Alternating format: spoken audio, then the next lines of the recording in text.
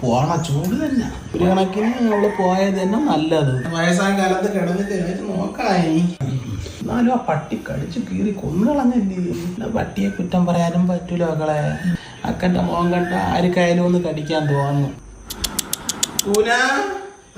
ഉണ്ണി വന്നിരിക്കുന്നേ. എപ്പോ വന്നറാ? കുറച്ചേരേ കിങ്ങിണിയാ വീട്ടിലോട്ട്.